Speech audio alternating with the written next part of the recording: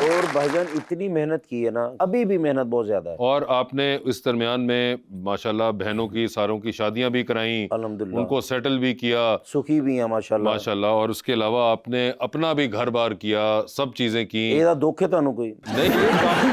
नहीं, माशाल्लाह अपना सेटल किया, बहनों की शादी की, और अपना भी, ये जड़ा अपना भी मेरा तनु का दुख है पहले तो। नहीं दुख नहीं है, मैं तो बता रहा हूँ कि ये अचीवमेंट्स में आपकी कि कहाँ वो सफर वहां से स्टार्ट हुआ और उसके बाद अब ये तमाम चीजें अचीव की। उसकी वजह बता दूं क्यों? क्योंकि आपको अमूमन पता है कि जब भी हमारे यहाँ पे अक्सर और बेशतर हम देखते हैं कि ये वो थिएटर की एक वीडियो आ जाती है किसी फनकार की, फला वक्त चल रहा है इस तरह का, तो मुझे लगता है कि वो बहुत से लोग ना फिर उसके ऊपर तानेबाजी शुरू कर देते हैं। तो जो किसी ने एक अच्छी साइड की चीजें जिंदगी में हासिल की हैं और एक कामयाबी की है, उसका भी आपको बताना चाहिए है कि यार ये भी किया हुआ है। ऐसा नहीं है कि ये आप दूसरी साइड की सिर्फ तस्वीरें और वीडियोस देख के आखिर में ताने ही मारें। मैं उन फनकारों के बारे में एक बात कहता हूँ कि जो अल्लाह की रहमत को अपनी चालाकी समझता ना, वो नुकसान में जाता है। Very nice. मतलब कि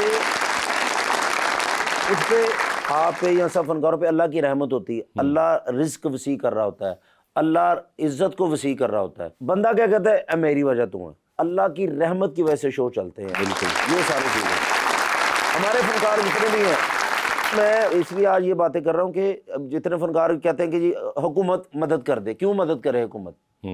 जब अल्लाह ने आपकी मदद की है तब आपने सेव क्यों नहीं किया? बिल्कुल, गवर्नमेंट ने ठेका नहीं लिया। इस तरह तो 23-24 करोड़ जो भी है वो सारे भी हुकूमत के ही, मतलब पाकिस्तानी है ना by the end of the day. जी जी, आपके पास भी वही शनाख्ती कार्ड है, मेरे पास भी वही है, कोई बैठा हुआ उनके पास भी वही है। तो वो जो एक स्पेशल आप स्टेटस मांग रहे हैं, वो किस सिलसिले में मुझे लगता है कि मांग रहे होते हैं? बिल्कुल, फिर जब सेव करें ना, जैसे इस वक्त हम पैसे कमा रहे हैं, अल्लाह का शुक्र है, हम क्या करते हैं, 3-3 शादियां कर लेते हैं। आपने? नहीं, मैंने तो आपने हम कहा, मैं का पता नहीं। ये मैं उन फनकारों की बात कर रहा हूँ जिनका चल रहा है यार, फनकार बाद चो बड़ा मांगते ने, बाद गवर्नमेंट को मदद। अब होता क्या भजन के एक शादी आप किसी की बेटी घर लेके आए, आप दूसरी शादी क्यों करते हो? मुझे समझ नहीं आता। मुझे तो नहीं पता, ना मैंने की ना आपने, तो हम तो नहीं कुछ। मैं उन लोगों को कह रहा हूँ, मगर मुझे लगता है कि सर कहीं पे आपको लगता है कि सिर्फ शादियों का मामला भी नहीं है, उसके अलावा भी बहुत सी चीजें होती हैं, कबातें, जिसे मैं कहूंगा शादी तो नहीं कबात में आती, मगर और सी पर्सनल बड़ी ऐसी आदतें होती हैं जो कि आपको ले डूबती हैं। सर हमारा क्या होता है कि 10 रुपए हम कमाते हैं, खर्चा हम 12 रुपए कर लेते हैं। हाँ, अब ये खर्चा 12 रुपए तो आप एक शादी में भी करवा सकते हैं अपना, वो हो जाता है हाँ। सारा। मैं ये कहता हूँ कि जितने हमारे सीनियर फनकार है, जिनकी बातें चल रही हैं, जिनकी वजह से हमें भी बातें सुननी पड़ती हैं, अल्लाह करे हमारी वजह से किसी को ना सुननी पड़े, उन्होंने किया क्या है, 2-2, 3-3 शादियां कर ली, अपने खर्चे बढ़ा लिए, पहनना अच्छा है, खाना अच्छा है, बच्चों के लिए सेफ नहीं किया। एक मतलब मेरी वाइफ मुझे कहती कि मैंने कोई ऐसी वैसी बात की तो वो कहते अल्लाह आपकी जिंदगी करे। मैं कहती जानो तो सब ने है, लेकिन अल्लाह की मेहरबानी से अगर मुझे आज कुछ हो भी जाता ना, तुम्हें और मेरे बच्चों को किसी से मांगने की जरूरत नहीं, अल्लाह के अलावा। तो सब फनकारों को भी ये कहता हूँ मैं, सेव करें अपने बच्चों के लिए, अपने लिए, और खर्च जरूर करें। बस लोगों को खाना जितना भी खिला सकते हैं खाना खिलाएं, ठीक है ना? जैसे मेरी आदत है, हूं तो तुसी पल्ले भी खांदे होवोगे। मैं नवी जुत्ती लई है तो रोटी मंगा लो, मतलब शराबां फट गई तो रोटी मंगा लो जी, मेरी गड्डी कितने बची है तो उस खुशी से इन्होंने रोटी मंगवा ली है जी।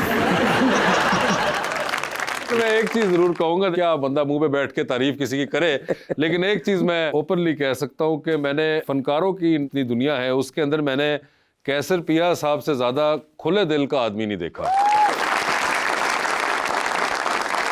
आप बड़े खुले दिल के मालिक हैं। जी जी, इसके नुकसानात भी आपको कभी हुए हैं जिंदगी में? लोगों ने बड़े फायदे उठाए हैं भाईजान। मैं आपको सच में एक बात बताऊं, हाँ। मैं 2 चीजें अभी कहूंगा मेरी जिंदगी में कि जितना आपसे मैंने सीखा है ना, ये मैं आपको एक चीज बताना चाह रहा हूँ। वो क्या है, आपने जो मुझे गाइड भी किया ना, उसने मुझे बहुत ज्यादा ठीक कर दिया है। जितना लोगों ने मुझे लूटना था वो लूट लिया है, जितना मैंने इस्तेमाल होना था मैं हो गया हूँ। लेकिन अब मैं उनके लिए हाजिर हूँ जिनको बिल्कुल जरूरत है और वो वाकई हकदार है, उनके लिए तो मेरी जान भी हाजिर है। लेकिन इसलिए मैं आपका थैंक्स बोलता हूँ कि जो मुझे यूज करते थे लोग हमदर्दी दिखा के, अगर आपसे मैंने मशवरा किया होता ना, आज मैंने जितने लोगों से पैसे लेने हैं ना, शायद वो मैंने दिए ही ना होते।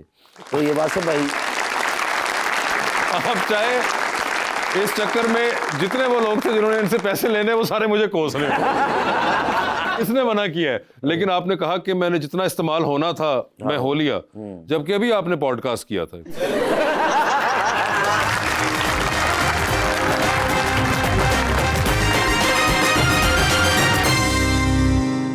Welcome back. कैसर साहब, हमारा सेगमेंट है एक और करें पोस्ट, तो देखते हैं कि क्या क्या पोस्ट कर चुके हुए हैं आप।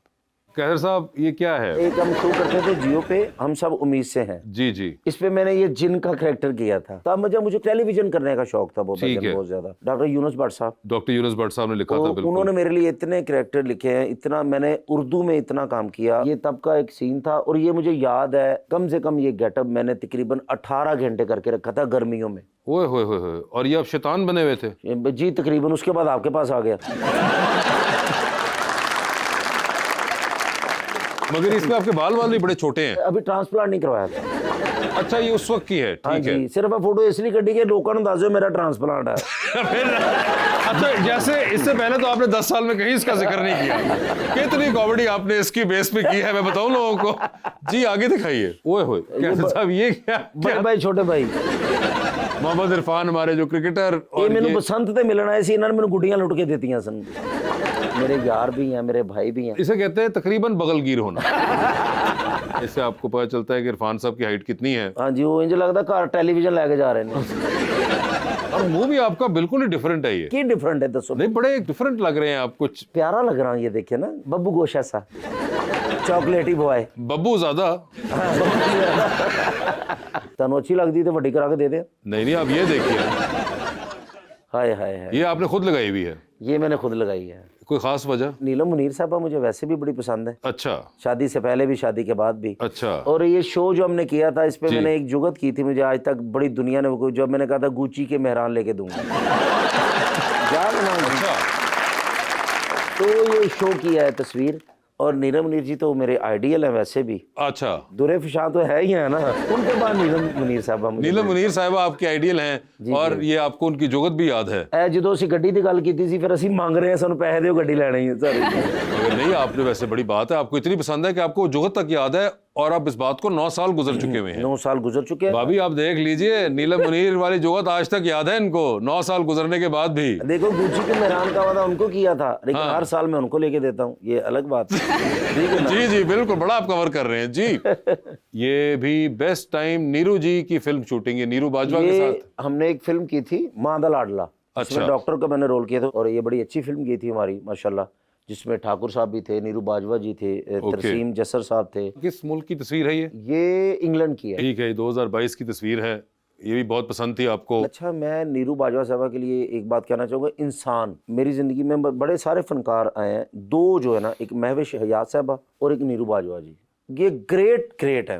अच्छा। ये नहीं कहते कि ये जूनियर है या सीनियर है, ये इंसान को इंसान समझती हैं, एक मोहब्बत प्यार हम कौन सा आपको खोता समझ के कॉमेडी करते रहे आपके साथ? जो नीरू बाजवा और महविश हयात आपको याद है, एक फिल्म की नीरू बाजवा के साथ और एक ही फिल्म की महविश हयात के साथ, और वो ग्रेट इंसान को इंसान समझ के हम 10 साल मर गए। बस भाई, लेकिन तुम कितने पढ़े लिखे थे, मुझे खोता केड़ा बुरा लगा।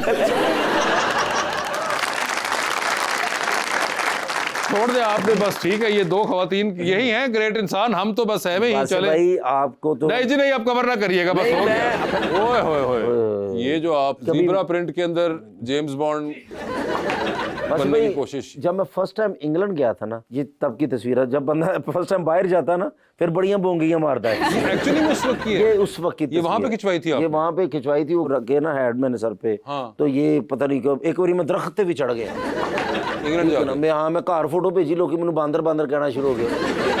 इंग्लैंड इस तरह की चीजें जब फर्स्ट टाइम जाता है भी, मतलब गड्डी तेज चलती है, दिल कर रहा है सड़क पे फोटो खींचा। अच्छा। ओए होए, कैसर साहब, ये तस्वीर आपने खुद लगाई हुई है? ये मैंने खुद लगाई। ये बताइए क्या तस्वीर है सर? ये मुझे गाड़ियों का शौक है, ये मैं हैवल लेके आया था। अच्छा, मैं ये तस्वीर लगाना नहीं चाह रहा था। अच्छा, तो फिर क्यों लगाई? ये सुबहान ने कहा पापा इसके साथ तस्वीर। बेटे ने आपके कहा? ये खींची भी उसने खुद ही है। खींच तो दी उसने, लगाई आपने फिर खुद? उसने कहा लगानी है तो मैंने लगा दी। मैं खुद भी अच्छा लग रहा था, नई शर्ट पहनी थी तब। अच्छा, ये गाड़ी के साथ मिली थी? हाँ जी, उन्होंने कहा पा के तो गड्डी धोनी है।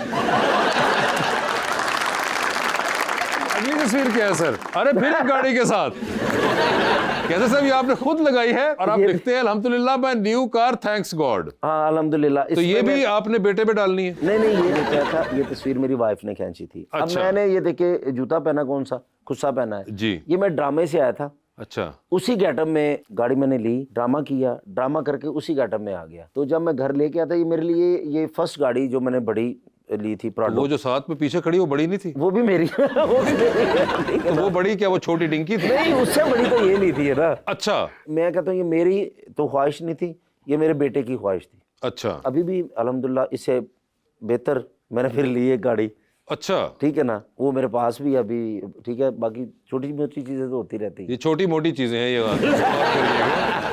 इसके अंदर पता नहीं छोटी कौन है और मोटी भी कौन